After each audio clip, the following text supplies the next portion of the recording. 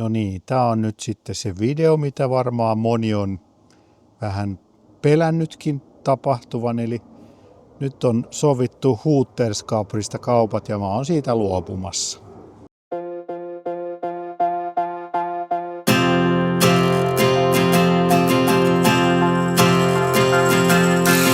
This is the hour, the darkest place.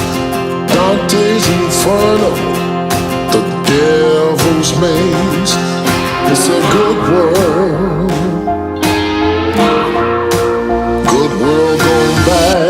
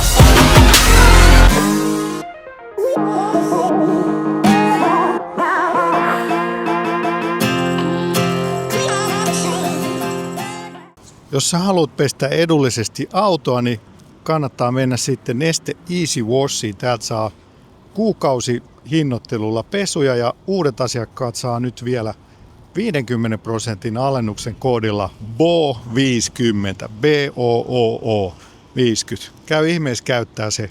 Saat 2 kuukautta yhden hinnalla. Ja muillekin vanhoille asiakkaille niin 2 normaalihintaisen pesuhinnalla voit pestä kuukauden ajan niin monta kertaa kuin haluat. Käytä koodia BOO50. Parempaa sähköä? Kyllä, se jossa on Nesteen laatu. Neste MY, uusiutuva lataus. Tämä Caprihan on mulle sillä aika tärkeä tavallaan tämän mun autohistorian kannalta. Tämä on ensimmäinen tällainen, no se on myöskin viimeinen ehkä tommonen enemmän rakennettu auto tai ihan alusta loppuun rakennettu auto. Mä ostin sen vuonna 2002. Mä ostin sen ja ajattelin, että mä haluan tehdä jonkun kilpa-auto. Mä oon aina tykännyt kilpa-autoista ja silloin mulla oli aika paha Ford-kuume 2000 vuonna. Meillä oli Cosworth Sierra silloin ja sitten mä ajattelin, että aika monella on niitä ykköskoppaisia eskortteja ja kakkoskoppaisia eskortteja, mutta tässä Caprissa oli kyllä jotain. Tässä oli vähän enemmän niin kuin rintakarvoja ja röyhkeyttä kuin niissä eskorteissa, koska tämä on vähän isompi. Mutta kuitenkin suuri osa tekniikasta on hyvin pitkälle samaa kuin eskorteissa. Sillä lailla osia saa niin kuin hyvin. Et se oli siinä mielessä hyvä harrasteauto. Ja mä ostin tämän auton silloin 2002 ja aloin sitten tutkia kaikkea kirjallisuutta. Että mä teen siitä niin kuin 1972 vuoden rata-autoreplikan. Ja siinä oli aikamoinen salapoliisityö, koska ei nyt ihan valmiita kaavoja löytynyt siihen. Jotain luokitustodistuksia, missä oli tosi huonot kuvat ja sitten noita Fordin rata-autohistoriaa käsitteleviä kirjoja. Niitä kaalasin paljon ja hankin ja sitä kautta sitten löytyi niitä kuvia ja tietoa. Ja alkuun mä en oikein tiennyt, mikä moottori siihen tuli. Se oli vaan, että tehdään kilpa-auto. Ja siinä oli hirveät korityöt. Ensinnäkin oli paljon ruostetta. Mä hiekkapuhalsin sen itse ja sitten korjasin ruosteet ja aloin tehdä näitä muutoksia sitten tätä kilpa-autoa varten. Siihen piti muuttaa nuo lokasuojat esimerkiksi ja tehdä turvakaaret ja paljon kaikkea. Ja mulla meni siinä sitten 10 vuotta, kun mä rakensin. Ei se nyt siitä, en mä 10 vuotta niin kuin vapaa-aikaani käyttänyt, mutta silloin oli lapset tosi pieniä. Itse asiassa nuorin syntyi 2003, niin kaikki 3 lasta oli tosi pieniä. Mulla oli hyvin rajallisesti aikaa sitten käydä tekemässä tätä autoa, mutta se oli kuitenkin semmoinen henkireikä, että pääsi sitten sunnuntai-aamuna, kun heräsi kello 5, niin pääsi pariksi tunniksi autotalliin hitsailemaan Capria, niin se oli kyllä hienoa aikaa sekin. Tämä auto on kyllä niinku opettanut mulle tosi paljon. Siis mä en osannut hitsata mikillä, ei mulla oli edes ollut mikkiä. Mä hankin sen mikin, että mä pääsen hitsailemaan tätä autoa ja on tullut hankittua kaikki Pellin työstövehkeet, kutistin levitin, Englannin pyörä, planishing hammeri, kaikenlaisia työkaluja, että tullut opeteltua uusia työtapoja. Hammer forming, esimerkiksi noissa kaikki säiliöiden kannet ja päädyt on tehty sellaisella hammer forming menetelmällä. Että on kyllä niin kuin ollut tosi kiva projekti oli rakentaa tätä, vaikka siihen meni sitten se 10 vuotta. Ja se loppukirja oli sitten 2012, kun oli tuo Classic Motor Show, mihin oli tarkoitus saada tämä Capri-klubin osastolle. Ja siinä sitten olikin, onneksi oli kavereita sitten auttamassa. Siinä oli Henri ja Timo ja Kari oli siellä auttamassa, olikohan joku muukin vielä. Ja saatiin se sitten niin kuin näyttelykunto, ei se silloin vielä ajokuntoinen ollut. Sitten seuraavana vuonna 2013 ajoin sen ekan kauden sitten Historic Road Sportia. Eli tässä on periaatteessa on niin kuin rakennettu sen 1972 rata Caprin replikaksi. Kaikki kori, jarrut, alusta, taka-akseli, etuakselista on tehty sen mukaan. Tai ainoastaan moottori ja vaihdelaatikko on nyt uudempaa tekniikkaa. Ja niinpä tämä on sitten käy tähän Historic Road Sport A-luokkaan sitten tällä tekniikalla. Cosworth V6 2,9 litraa on tuo moottori. Ja kun tämä on Road Sport-luokan auto, niin siinä saa olla vähän vapaammat sitten ne rakentelusäännöt, niin siinä saa olla ruiskutekniikkaa, vaikka eihän sitä sähköinen ruisku, siis mekaanisia ruiskuja oli silloin tässäkin autossa 1972. Et sikäli tämä on kyllä niin kuin mulle ollut tosi tärkeä auto, ihan niin kuin tämän autoharrastuksen ja kädentaitojen kartuttamisen osalta. Että tämä on ollut kyllä niin kuin tosi hieno projekti oli se rakentaminen, että siitä rakentamisesta mä tykkään. Ja 2 vuotta siis ajoin 2013 ja 2014 sitä Historic Road Sportia, ajoin kaikki kisat. Siinä oli aina, taisi olla 4 kisaviikonloppua ja 2 kisalähtöä kunakin viikonloppuna per kausi. Eli 8 kilpailua.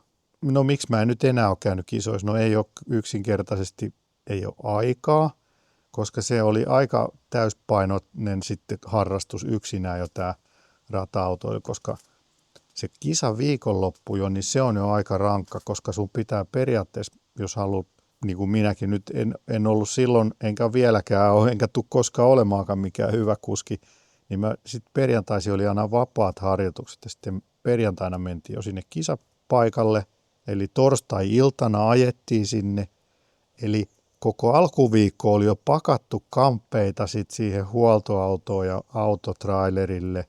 Ja sitten mulla oli silloin vielä sellainen 1984 vuosimallin Ford Transit, jos taisi olla joku 70-80 hevosvoimaa. 70 hevosvoimaa saa varmaan jotain sitä luokkaa. Niin se ei ollut mikään raketti, kun siihen lyödään vielä tuollainen 1,5 tonnin peräkärry perään, niin tonnekin kun Kemuraan mentiin, niin se oli aika rankka pelkästään se ajomatka sinne. Se ei ole ihan niin kuin nykyautolla ajaisi, kun menee sellaisen 80-luvun transitilla. No sitten siellä kisassa, sitten tietysti rakennetaan sinne leiri, teltat pystyy, nukutaan sitten autossa. Sitten yleensä meillä oli aina sellainen varikkoporukka, että siinä oli 2-3 autoa vähintään samassa ja ehkä 1 tai 2 ylimääräinen mekaanikko, jotka auttoi sitten kaikkia näitä 2-3 autoa. Et tosi pienellä miehityksellä mentiin, että itse joutui tekemään kyllä ihan kaikki siellä, että auton tankkaukset ja säädöt ja jos tuli jotain korjattavaa, niin sitten korjattiin. Ja välillähän tuli sitten korjattavaakin, että silloin siellä Botnia-ringillä taisi olla se, kun toi etunapa hajosi ja mentiin melkein aitaa. Siinä oli vähän niin kuin läheltä piti tilanne, että olisi voinut tulla isompikin täystuho. No siinä on siis kisaviikonlopun alku, sitten lauantaina on ensimmäistä aikaa ajot vapaita harjoituksia tai niin, harjoituksia vielä ja sitten yleensä se ensimmäinen kisalähtö on siinä lauantaina. Ja sunnuntaina on sitten vielä warm-upit ja sitten toinen kisalähtö. Ja sitten taas pakataan kaikki ja ajetaan taas se 400-500 kilometriä himaa sillä vanhalla transitilla. Ja sitten ollaan sunnuntailtaan tosi myöhään kotona ja sitten seuraavana aamuna taas töihin ja muutaman viikon päästä oli sitten taas seuraava kisa. Ja siinä välissä pitää tietysti auto huoltaa ja korjata ja kun kaiken tekee yksin, niin se alkoi jo maistua vähän puulle sitten se valmistautuminenkin. Se kisan viikonloppu itsessään on jo tosi raskas. Se on niin kuin torstaista sunnuntai, pitkä viikonloppu. Kaiken joutuu tekemään itse. Totta kai massimiehet olisi vaan laittanut kypärän päähän ja mennyt ajamaan, mutta kun ei ole massimies, niin itse piti tehdä kaikki. Ja sitten tietysti vähän huonosti tulee nukuttua, kun jännittää ja ei ole niin hyvä sänky. Niin se on aika rankka se viikonloppu. Ja tietysti se myöskin maksaa. Ne kisalähdöt taisi olla jonkun, jos mä nyt oikein muistan, niin olisiko ollut 150-200 € per lähtö.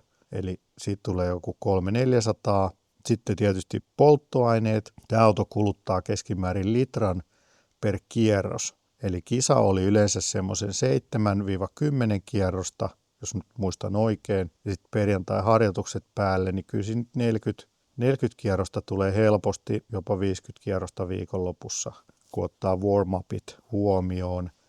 Ja sitten nyt näillä bensahinnoilla niin 50 kertaa 100 litraa tai 50 litraa menee sitten polttoainetta, että se on 100 € sitten polttoaineet. Plus sitten tietysti vielä sitten meno- ja paluumatka ja kaikki ruuat ja eikä ne renkaatkaan ikuisesti kestä, niitäkin pitäisi vaihtaa, että oikeastaan joka kisaa pitäisi olla tai kisa viikonloppuun uudet renkaat, jos haluaisi oikeasti pärjätä.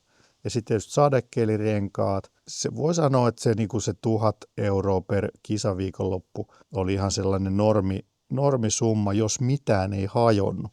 Sitten vielä jos hajosi, niin sitten tietysti kaikki ne siihen päälle. Ja jarrupalat tietysti kuluu ja renkaat aika vauhdilla. Ja tietysti myöskin, niin kyllähän siellä niitä osumia tulee ja kiviä lentää ja se auto ei parane siinä kisatessa, että se kilpailu on vähän niin kuin sitä auton rikkomista joko hitaasti tai nopeasti, että ja se hidaskin on kuitenkin aika nopeata tuollaiseen normaalikäyttöön verrattuna. Et ehkä mä olen enemmän semmoinen entisöijä ja rakentaja, että se kisaaminen on vähän ei sovi mun luonnolle, koska se on niin raakaa ja siinä ei säälitä sitä autoa. Mä haluaisin ehkä kuitenkin vähän sääliä. Ja sitten tietysti jos haluaisi pärjätä oikein hyvin, niin sitä autoa pitäisi koko ajan kehittää, tehdä uusia moottoreita. Ja tuommoinen moottori maksaa keskimäärin 10 000, kun se rakennetaan alusta loppuun uusiksi, niin uudet laakerit ja veivit ja männät ja kaikkia. Niin kyllä se 10 000 menee siihen helposti. Ja nämä on siis niitä hintoja sieltä 10 vuoden takaa, että nyt varmaan voi olla vielä enemmänkin. Ja sitten tietysti se, että siinä 2 vuodessa mä kyllä totesin, että mä en ole mikään huippurattimies. Mä en ollutkaan syntynyt ratti kädessä. Että se oli ehkä myöskin semmoinen syy, että se vaatii tosi paljon treeniä ja ajamista. Ja aika suuret boltsit myöskin sitten, että uskaltaa vetää siellä tiukkaa rakoa. Mä kyllä säälin autoa ja ei mulla ole sitä rohkeutta, mikä sitten ihan sinne kärkikahinoihin tarvittaisiin. Ja ei tässä nyt ole ehkä tehotkaan riittänyt, että siinä mun luokassa niin varmaan 350-400 hevosvoimaa oli niillä voittaja-autoilla, että olisi pitänyt kehittää aika paljon moottoripuolta ja autoa muutenkin. Mutta päivääkään en vaihtaisi pois, en kadu yhtään, että kaiken tämän työn ja kaiken sen vaivan ja kaiken sen rahan laitoin siihen autoon ja kilpailuun. Ja kyllähän tämä auto on tuonut myös paljon kavereita ja uusia ystävyyssuhteita, että se ei voi vähätellä ollenkaan näiden harrastusten tärkeyttä. Taas sitten vielä täältä auton alta vähän tätä tekniikkapuolta. Tässähän on tällainen nelilinkitetty tämä taka-akseli ja tämä on iso Atlas taka-akseli. Välitystä en muista, jotain 3, ei kun jotain 4 jotain se varmaan on. Ja siinä on sitten nelilinkit, eli tänne eteenpäin suuntautuvat linkkitangot, jonka varassa se pysyy sitten pituussuunnassa, tämä perä aina oikeassa asennossa. Ja noilla linkkien pituuksilla saadaan sitten säädettyä tätä kallistuskulmaa myöskin, ja sitten myös miten se käyttäytyy kiihdytyksessä ja hidastuksessa toi taka-akseli. Sitten täällä on tällainen wattituenta, siellä on 2 tuollaista tukea, jotka on täällä korissa kiinni, täällä on tällaiset tukevat korikiinnikkeet, ja nämä sitten pitää sen perän taas tässä sivusuunnassa paikoillaan. Ja sitten kuitenkin antaa sen mennä ylös alas. Sitten löytyy Bilsteinin korkeussäädettävät iskuvaimentimet, ja jousilautasia voi säätää korkeussuunnassa. on pohjanlyöntikumit tuolla. Sitten on AP Racingin 1-mäntäiset tai 2-mäntäiset takajarrut, jäähdytetyt levyt, koko en nyt muista.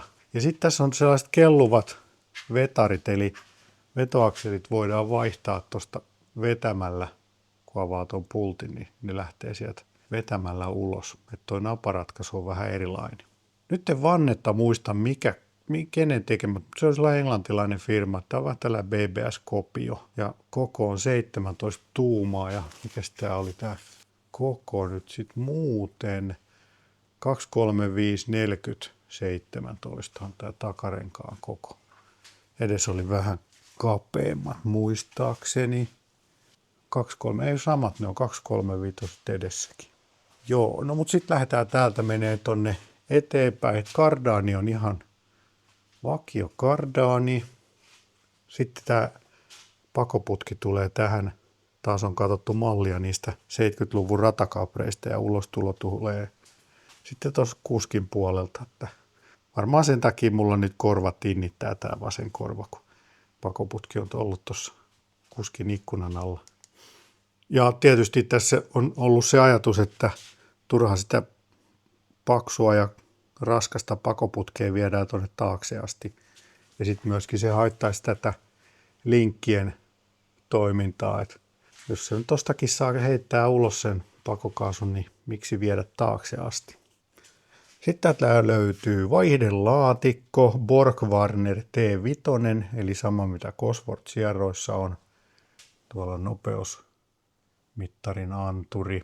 Tätä on vähän jouduttu muokkaamaan pidemmäksi, että saatiin käytettyä nuo alkuperäiset kiinnityspisteet, kun tämä ei nyt varsinaisesti ollut tässä autossa koskaan tämä vaihdelaatikko. Sitten siellä näkyy öljypohja ja tässähän on kuivasumppu, öljypumppu, eli täällä on tällainen kolmilohkoinen Weaverin öljypumppu. Eli siinä oli muistaakseni 2 imua, 1 imu on tuolta ja sitten toinen imu on tästä edestä. Niillä se imee sen öljyn tonne tankki, joka on tuolla peräkontissa ja sitten 3. lohko imee sieltä tankista, painaa tonne suodattimen ja lauhduttimen kautta tonne jäähdyttimeen. Mikähän tää palikka oli? Nyt ei kyllä itsekään muista. Olisiko se olla joku takaisku? Joo, koska tuollakin on takaisku. Tuo on varmaan, että se ei valuisi taaksepäin sinne säiliöön, mutta kyllä se taitaa kuitenkin vähän sinne valua. Tuo on siis siitä alkuperäisestä öljypohjasta muokattu. Sitä on saatu vähän madallettua ja sitten on näitä lähtöjä tonne tehty tuo etulähtö tuosta. Siellä sitten näkyy vähän syyllärin alareunaa. Ja sitten tämä etutuenta, niin tässä on tällaiset taaksepäin suuntautuvat poikittaiset tukivarret. Tämä on aika lailla vakio eskorteissa ja kapreissa. Tosin tämä on nyt säädettävä tämä alatukivarsi.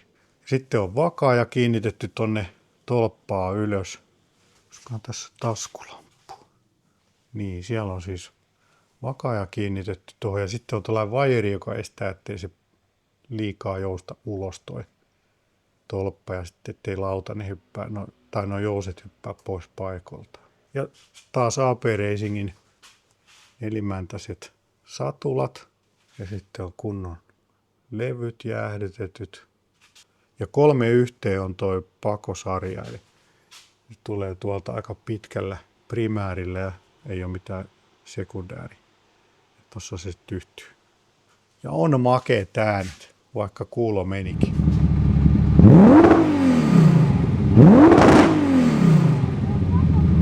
Tuossa näkyy toi hihna vielä tolle öljypumpulle.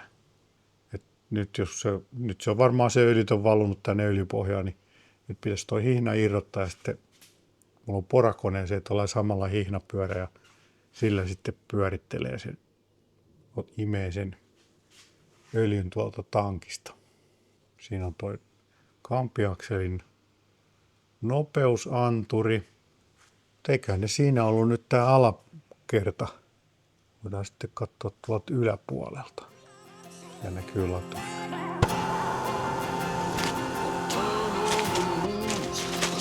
Niin täällä on sitten pata. Eli tää on Cosworth V6, nimeltäänsä BOB on tää moottorikoodi. Bobby siis, Bobiksi sanotaan. Ja tää perusmoottorihan on siis Ford Scorpio Cosworthista kotoisin, eli sellainen iso sedan 91-luvulta tai 90-luvun alusta ja automaattivaihteistolla oli tämä moottori ja sen takia tämä ei ole ehkä ollut niin rakentajien suosiossa, koska tässä oli vähän erilainen moottorin ohjain ja sitä ei pystynyt niin kuin käyttämään manuaalilaatikon kanssa. Mutta mulla on tässä KMS ollut moottoriohjaus, niin sillä sitten ollut väli, niin mä valitsin tämän Bobin. Tässä oli vähän parannuksia joihinkin. En kyllä enää muista mitä. Olisiko lohkossakin ollut vähän jotain pientä muutosta ja kansissa. Mutta sitten ehkä nyt tuo näkyvin osa, niin tässä on tällaiset luistiläppärungot, jotka mä oon ihan itse tehnyt. Itse suunnitellut ja tehnyt. Ja tässä on siis se idea, että tällä saadaan ihan täys aukko tänne. Että ilmaa kulkee sitten aika rajusti tonne moottorille.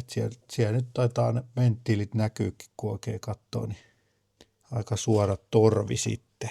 Toi oli jonkunlainen projekti saada se sopiva välys näihin, että tämä liikkuu liukkaasti, varsinkin sitten kun moottori on käynnissä, niin siitä tulee aikamoinen imu, niin tonne on lisätty tuollaiset muoviset, olikohan ne pommista tehty tuollaiset renkaat, joiden liukurenkaat ja tavallaan tiiviste ja liukurengas, jonka päällä tämä luisti sitten liikkuu.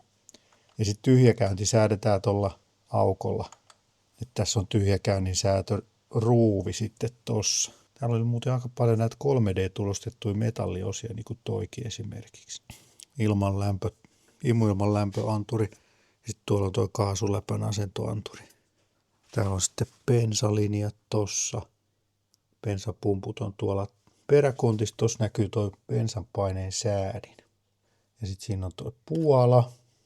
Sitten on tuo pedalboksi, eli tässä on niinku oma jarru pääsylinteri sekä taakse että eteen. Ja niiden koko suhteella pystytään sitten muuttaa sitä jarrubalanssia, mutta sitten tuolla kotelon sisällä on vielä sellainen tanko, jossa voidaan sitten myöskin säätää sen tangon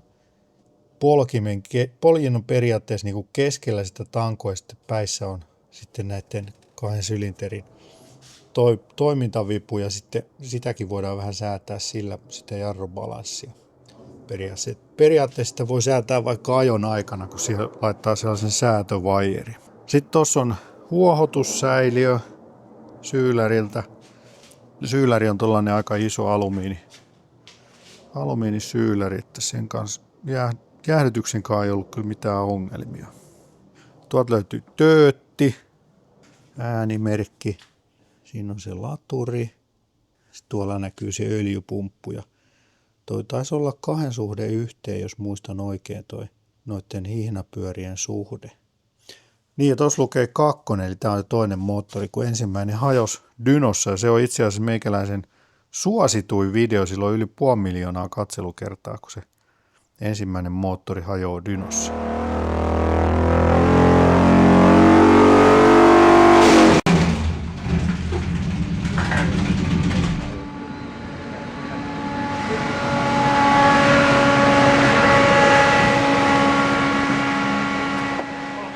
Sille tuli ihan täys tuho siihen moottoriin.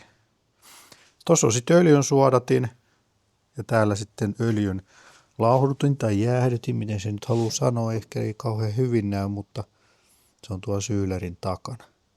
Siinähän nämä nyt taitaa olla. Tuossa on vielä nuo sammuttimet, eli tuo sininen suutin tuossa. Täällä on pari suutinta konehuoneeseen ja sitten tuolla ohjaamossakin taisi olla 2. Tässä on sammutin järjestelmä, eli tuosta vivusta, jos vedetään tuosta eestä, niin sitten sammutin menee päälle ja avaa sitten jauheet tänne konehuoneeseen ja tupaan. Joo, ja nuo öljy- ja bensaletkut menee sitten tuolta ohjaamon kautta sinne peräkonttiin. Tuossa oli vielä tuollainen tunnistekilpi, tai miksi nyt sanotaan, winplate. Mä 3D-tulostin sen metallista. Tekijän puumerkki. Ja säädettävät nämä yläpäät oli tietysti, että vedetty vähän enemmän kamperia. Joo, ja kaikkihan nämä on tietysti ovet ja konepeitto ja takaluukku ja nämä etulokaisu, että nämä on ihan lasikuitua kokonaan. Että oikeastaan peltiä on vaan toi katto. Mutta semmonen. Tässä taisi olla joku 270 hevosvoimaa penkitetty, koska toi moottori on siis sisuskaluiltaan ihan vakio. Et siellä on ihan vakiomännät ja veivit ja kampiakselit, niille ei ole tehty mitään. Mutta tavallaan siinä saatiin sitten sellainen varmatoiminen moottori, että 2 kautta ajan ihan ilman mitään ongelmia. No niin, sitten kurkataan tuonne peräkontin puolelle. Tässähän on tämmöinen hillitön takaspoileri. Tätä ducktailiksi sanottiin, eli ankanpyrstöksi. En mä tiedä, oliko se enemmän ilmajarru kuin varsinaisesti antoi downforcea, mutta ainakin se on näyttävän näköinen. Taas tänne sitten. Niin, mitäs täältä löytyy? No ensinnäkin tuossa on bensatankki. Se on tällainen turvatankki, eli siellä on sellaista vaahtomuovivaahtoa, että se sitten ei pääse hölskymään se bensa siellä. Ja tuossa on tankin korkeusanturi. Tässä on tämä täyttö, suppilo. Ja sitten tuolta löytyy bensapumppu. Tuo iso sininen mötikkä on se bensapumppu. Se on varmaan vähän turhankin järeä tähän hommaan. Ja sen takana on tuollainen pienempi siirtopumppu, joka siirtää sen ensin tankista tuohon välisäiliöön ja sitten sieltä välisäiliöstä tämän painepumpun kautta sinne eteen paineen säätimelle. Ja sieltä tulee vielä sitten paluuletku tähän keräjäsäiliöön takaisin. Ja sitten vielä sieltä tulee paluuletku tänne tankkiin. Tuossa on tuollainen Varleyn kisa-akku, joka varmaan nyt on ihan kypsä, kun sille sitten on ladattu moneen, varmaan 6 vuoteen. Se on varmaan ihan finaalissa. Sitten täällä oli vielä tällainen apuvirrananto töpseli ja tuossa on vielä tuollainen lataustöpselikin, niin saa sitten kätevästi ladattua tuota akkua. Sitten täällä oli se öljysäiliö. Katsotaan, onko siellä yhtään öljyä, vaan se kaikki valunut tuonne eteen. Ei taida näkyä mitään. Aika tyhjä on. Eli ne on varmaan siellä öljypohjassa sitten kaikki öljyt. Ihan vähän pohjalla. Tuossa on huohotussysteemit, huohotusletkut tälle öljysäiliölle ja sitten huohotustankki tai kerääjäsäiliö, jonka pystyy sitten myös tyhjäämään tuolta pohjasta. Mutta siinä se, mitä täällä peräkontissa on, että no tuosta näkee nyt aika hyvin, kuinka paljon leveämpi tämä on. Tuolla siis on tämä auton normaali linja tuossa oven kohdalla ja sitten on, olisiko tässä se reilu 5 senttiä puoleltaansa, eli 10 senttiä leveämpi tämä auto. Sekä etuakselin kohdalta että taka-akselin kohdalta, että on aika voimakas toi levike.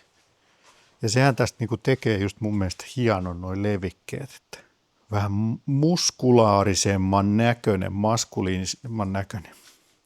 Tämä näkyy tämä takalasi. Nämä on siis kaikki muovia, polykarbonaattia nämä lasit, paitsi tuulilasi on lasia. Mutta sekin on tällä erikoislasi, joka on lämmitetty tällainen. Näkyy lämmitysvastukset. Kuttilan autolasi tekee näitä. Tai ainakin teki joskus. Tuolla on sitten konepellis vielä tuollainen ilmanpoistoaukko, että kuuma ilma pääsee sitten poistumaan sieltä. Sitten nämä pyyhkijät on muutettu. Tämä kuskin puolen pyyhkiä on normaalisti tossa kohtaa. Mutta mä kattelin taas niitä vanhoja kilpa-autokuvia, niin niissä se oli tälleen tehty tämä pyyhkijäsysteemi. Ja tuossa meni aika paljon aikaa, kun mä sen askartelin. Ensinnäkin tämä reikä piti muuttaa tänne. Niin tässä oli aikamoinen säätäminen, että mä sain ton paikan muutettua. Mutta se, minkä takia se on tolleen, no tietysti kun ne pysäytetään tohon noin pyyhkeet, niin se on ehkä pienempi ilmanvastus. Mutta siinä on se, että jos se olisi tässä normaalipaikalla se pyyhkiä tässä lepoasennossa, niin sitten se olisi just kuskin näkökentässä. Ja kun istutaan tosi matalalla, on ollut ehkä lyhyet kuskit, niin jokainen sentti tästä alareunasta on ollut tärkeä ja saattaa niin kuin mennä 5 senttiä tosta, niin se voi olla aika paha juttu. Se voi olla muuten, että se oli toi pyyhkiä, joka on siirretty. En nyt muista kumpi.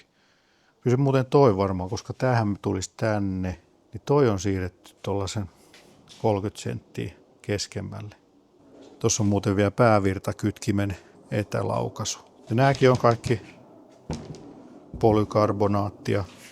Ja itse on tämän täällä tallissa maalannutkin tämän auton, että tämä musta-oranssi on maalattu ja kaikki muu on sitten teippejä.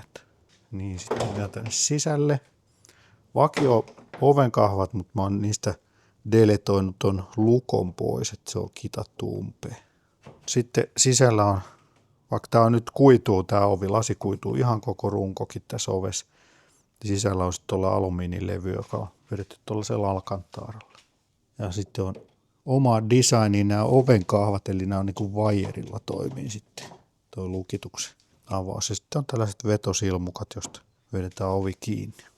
No täällähän on sisällä sitten tietysti kuppipenkki, Sparkon 6-pistevyöt, että kuski pysyy paikoillaan ja turvakaari. Turvakaarenkin hitsasin tänne ihan itse. Siis kaikkia mä oon itse tehnyt, tiedät. Katsotaan vielä, kun mä pääsen tänne sisälle. Tää on aina sellainen aika haastava tää. Muistaakseni tää piti laittaa eka oikea jalka, sitten yläkroppa ja sitten vasen jalka. Toivottavasti mä pääsen pois täältä. Oi herra jumala, tää on kapea tää penkki. Nyt kyllä vähän jännittää. Pääsinköhän mä pois vai? Ainakin 6 krampin kautta tää menee tää poistuminen. Mutta tää on kyllä tosi tiukka tää penkki ja niin se pitää ollakin, ettei siellä sitten hölskytä. Katsotaan sitten vähän tänne mittaristoon. No, täällähän on ihan perus VDOn kierroslukumittari ja nopeusmittari. Sitten on veden lämpötila, öljyn paine. Sitten on toi öljyn lämpötila, jännite ja polttoaineen määrä. Ja nämä on taas koetettu kaikki tehdä sen 70-luvun mallin mukaan, että kaikki olisi just samalla lailla. Tuo alirivi on sitten automaattisulakkeita. Sitten tuossa on ne bensapumput, korkeapainepumppu, matalapainepumppu, tuulettimen pakkosyöttö. Tuossa oli toi sammuttimen laukaisu tuossa myöskin, tuulilasin lämmitys. Sitten on toi mittarivalot, sisävalot. Tuossa on noin valot, ulkovalot. Sitten on pyyhkijät. Ja sitten on tuollainen Mika kautta Harri kytkin. Tällähän käytiin tuossa Virittäjät TV-ohjelmassa. Mika Salo ajoi myös tällä autolla. Ja mä tein sitten pikku jäynän Mikalle, että laitoin tuollaisen ekstra kytkimen. Että jos se uskaltaa, että jos se on pelimies, niin se valitsee tuosta joko Mika tai Harri asennon tuosta kytkimestä. Ei se valinnut kumpaakaan. Ja se unohti koko kytkimen. Mutta siis oikeasti se on pyyhkijän kytkin muistaakseni. Ja kun pissapoika. Joo, se on pissapoika. Tuolla on öljynpaineen merkkivalo, mikä on tärkeä. Sitten on sen moottoriohjauksen etänäyttö. Sitten on tällainen tosi syvä ratti, ohjauspyörä, sen takia, että se tulee tosi hyvin nyt tähän. Et voin sanoa, että tässä on kyllä hyvä ajoasento meikäläiselle just sopiva, että on vedetty, saa jalat kuitenkin aika suoraksi ja kuitenkin ratti on riittävän lähellä. Polkimet on aika korkealla tässä. Ja jarru on siis tosi jäykkä, koska ei ole mitään tehostusta. Niin se on siis vaan niillä suoraan pedalboksi. Ja nyt kytkin on sitten jämähtänyt tuonne vauhtipyörään. Tuolla on sitten pissapojan säiliö. Ja sitten kartturillekin on toi jalkatuki.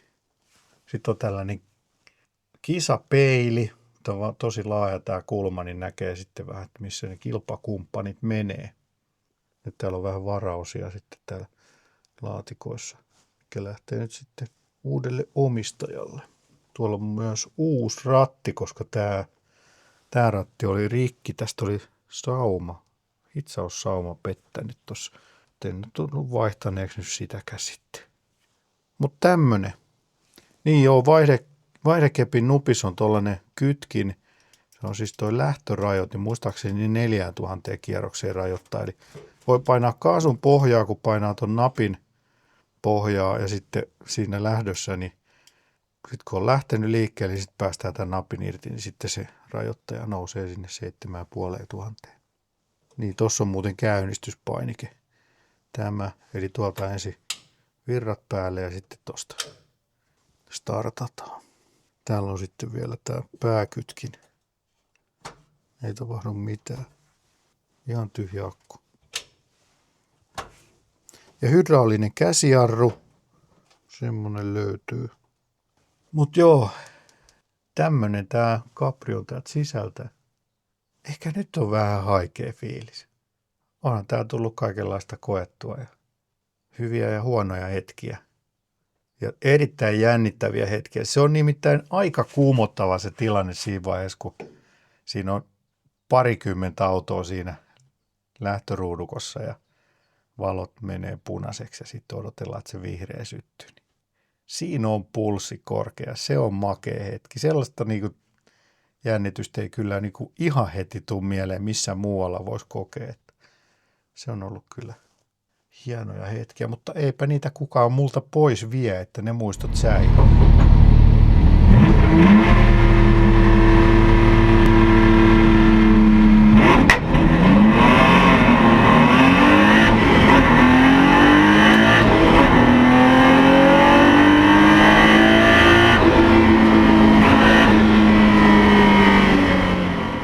No, koitetaan sitten pungeta täältä pois. Uis, ratti. Ei kestä ratti punkeamista. Eli ensin mahnuri pois penkistä, vasen jalka ulos, sitten perse ulos ja pää ulos ja sitten oikea jalka. Kyllä mä vielä osasin. En jäänyt jumiin.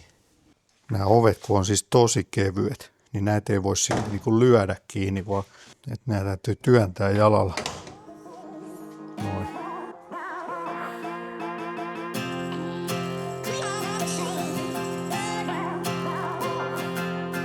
Turnover news, a sad state of affairs. Half the people die while the rest of us are splitting hairs. Onhan se komea, ei voi mitään. No sitten tietysti voisi miettiä, että tämänhän voisi ehkä katuautoksikin muuttaa. Se tarvitsisi varmaan sinne mekaanisen käsijarrun ja virtalukon tai siis rattilukon, jotain varmaan muutakin. Että ei se niinku ihan mahdoton homma olisi, mutta se on niin kamala auto ajaa jossain liikennevalossa. Mä oon ajanut sen kerran messukeskukseen täältä kotoa ja voi estas, että se oli rasittavaa ja stressaavaa. Kun tuo kilpa-auto, niin ei se halua pysyä paikoillaan, se haluaa mennä eteenpäin ja se on niinku kamalaa se semmoinen ryömiminen ja hitaasti ajaminen, niin se ei sovi ollenkaan. Kytkin on jäykkä, kaasu on tosi epäherkkä siinä alussa, niin sitä ei kannata miettiä katuautoksi ollenkaan. Se on kilpa-auto ja sellaiseen käyttöön se toivottavasti meneekin. No nythän tämä auto on seissyt, olisikohan 2018 vai 2019, mä viimeksi kävin radalla tällä ja sitten siihen tuli joku mystinen sähkövika ja sitten sen jälkeen se on seissyt. Mä en ole siis oikeastaan tehnyt mitään muuta kuin pessyt sen muutaman kerran tässä välissä. Se tuossa nosturilla muistuttaa mua koko ajan siitä, että sille pitäisi jotain tehdä, että se ei parane täällä tallissa seisoessa yhtään. Letkut vanhenee, tiivisteet vanhenee, ei tiedä mitä siellä niin kuin menee huonoksi, kun se seisoo. Niin sen takia se on niin kuin ehkä ollut mulle sellainen henkinen kuorma katsoa vaan sitä tuossa nosturilla. Totta kai sitten aina kun sen tuo tähän ulos, niin onhan se perkeleen komeen näköinen auto, ei sille voi mitään. Et kyllä mä niinku silleen jään kaipaamaan Capria varmasti, mutta onneksi mulle jää sitten vielä toi kolmoskoppanen, että ehkä se niinku Caprin aukon sitten mun sydämessä sit täyttää. Sitten myöskin se, että mä pikkusen luulen, että tämä rata-autoilu on nyt ehkä vähän kärsimässä jonkunlaista inflaatioa, että nuorempi polvi ja vanhempikin polvi on alkanut seuraa driftingiä ja se nousee tosi rajusti se laji, niin ehkä se rata-autoilu ei ole sitten niin seksikäs laji. Ei se tietysti ole ollutkaan tässä viime vuosina. Ja tavallaan ne, jotka tästä autosta ja tykkää ja tietää sen, niin alkaa olla jo siellä yli 50 ikäehtoa puolella ehkä. No yli 50 kuitenkin. Niin tavallaan se niin kuin potentiaalinen ostajakunta vähenee koko ajan. Ja myöskin tällaisen kilpa-auton myyminen, niin se ei ole ihan helppo juttu. Oikeastaan se pitäisi olla ihan timmiskunnossa ja ajo valmis, niin sitten se voisi mennä. Ja jos tässä olisi se Historic-sääntöjen mukainen moottori ja ZF-vaihdelaatikko, niin sitten sille varmasti löytyisikin hyvin ottajia. Tietysti jos olisi vielä historiaakin, mutta ei nyt ole tän enempää historiaa vielä kuin reilu 10 vuotta, niin sitten olisi varmasti ihan hyvätkin markkinat. Mutta se moottori maksaisi, semmoinen Historic-moottori, Cologne 2.9, siihen saa kaikkia osia ja siis moottoria saa kokonaisena Englannista, se maksaa 50 tonnia. Ja vaihdelaatikko semmoisen 50 tonnia se ZFn, mikä se oli, S5 13. Että semmoinen 60 tonnia, kun olisi heittää tuohon lisää, niin sitten olisi ehkä vähän yli 100 000 euron auto. En mä tiedä. Olisihan mulla se varmaan, jos mä myisin kaikki Avantit pois, mutta en mä silti tiedä. Ei se oikein. Ei se on nyt nähty vähän niin kuin meikäläisen osalta. Että nyt on vaan aika luopua. Onhan se vähän haikeeta, mutta kuitenkin. No nyt löytyi sitten yksi innokas ostaja, joka siis otti ihan itse yhteyttä muuhun omatoimisesti. Mä oon siis pitänyt sitten vähän sellaisessa hiljaisessa myynnissä. Oma jollain videollakin maininnut, että voisin vaikka myydä tämän. Nyt sitten yksi oli löytänyt mun numero ja otti yhteyttä, että hän olisi kiinnostunut. Katsotaan, haluatko hän itse esittäytyy vielä tällä videolla. Katsotaan sitten tuohon loppuun se. Nyt kun löytyi hyvä ostajaehdokas, niin mikä ettei. Myydään sitten pois. Ja kyllä mä niin toivon, että tämä auto pääsee tosi toimii siihen, mihin se on rakennettukin. Vaikka musta ei nyt ole siihen ajamiseen enää, mutta tosi hienoa, jos se pääsee sitten vielä kisailemaan jonnekin, niin mahtava nähdä sitä sitten mahdollisesti jossain rallisprintissä. No sitten tietysti siitä hinnasta varmaan moni on kiinnostunut. Me sovittiin ostajan kanssa, että sitä ei julkisteta. Mutta mä nyt voisin sanoa sillain, että mä muistaakseni laskeskelin. Harmi vaan, että mä en enää löydä sitä Exceliä, mihin mä oon laittanut kaikki ylös, niin mä muistelen, että sellaisen uuden Mondeon verran mulla meni siihen rahaa. Ei kyllä nyt yhtään muista. Ja tietysti työtunteja niin kuin varmaan tuhansia, 2000 tuntia voisi veikata. No sille työtunnelle ei kannata laskea mitään arvoa, koska se on ollut kyllä täyttä iloa harrastaa. Voisi sanoa sille, että aivan liian vähän sain nyt tästä autosta, mutta ajattelin nyt kuitenkin, että näin mä pääsen siitä helposti eroon, että kun on valmis ostaja tulee kyselemään, niin myydään sitten hänelle. Että jos mä saisin varmasti enemmän, jos pistäisi sen jonnekin myyntiin ja Keski-Eurooppaan, niin sitten voisi löytyä joku rahamies, joka ostaa siihen sen moottoria ja rakentaa siitä historiikkipeli, mutta se on kuitenkin aika pitkä projekti ja sitten pitäisi olla vähän paremmassa kunnossa auto, vaihtaa uudet letkut ja muuta. Ne nimittäin haurastuu nuo letkut. Että nyt olemme siis luopumassa Caprista ja itse asiassa huomenna meillä on sitten tämä kaupantekohetki. Mutta tässä on semmoinen hauska juttu, että se kaveri, joka on ostamassa tätä autoa, niin hänellä sattui olemaan semmoinen yksi autoprojekti, josta mä olen kiinnostunut. Se on vähän niin kuin paluu juurille, paluu ensirakkauden pariin. Niin me tehtiinkin vähän niin kuin sellainen vaihtokauppa.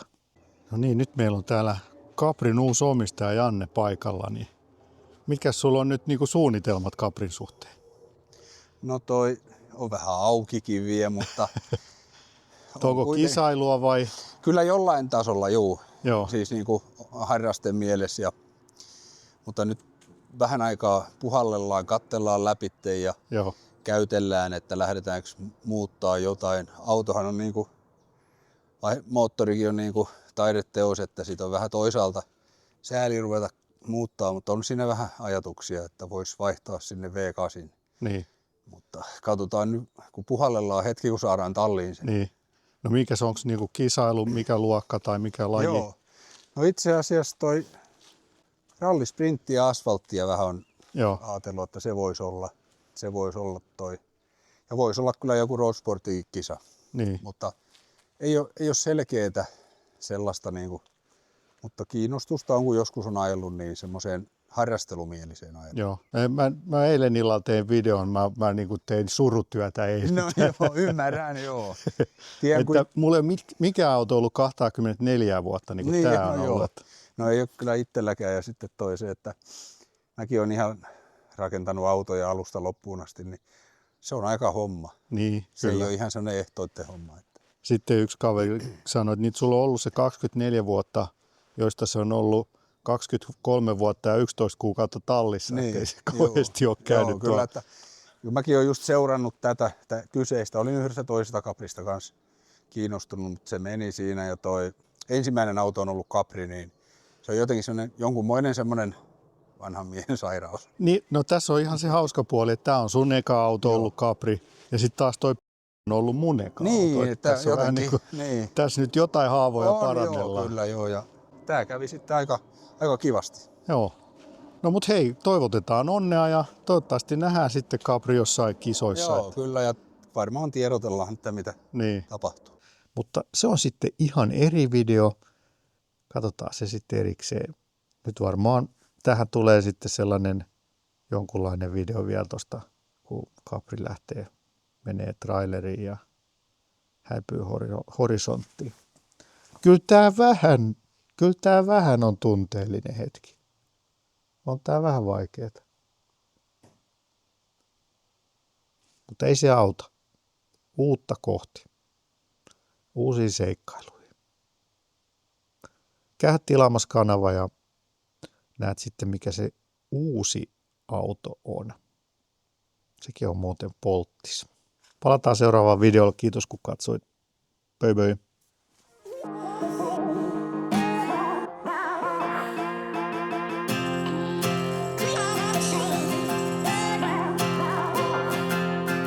Turn on the news, a sad state of affairs.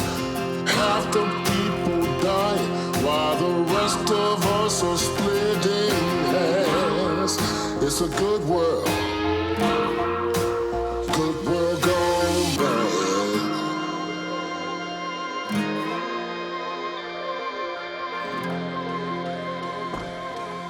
Noniin, nyt lähtee sitten Capri uuteen elämään. Ei viimeiselle matkalle, vaan uuteen elämään.